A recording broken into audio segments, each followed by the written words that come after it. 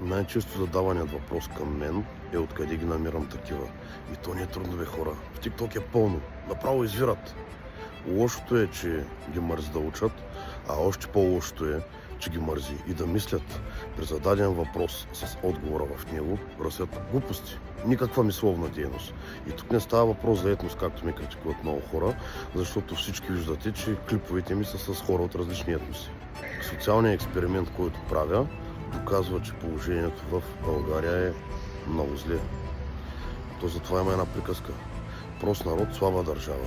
Когато народът е прост, се управлява по-лесно. Замислете се защо народът е прост.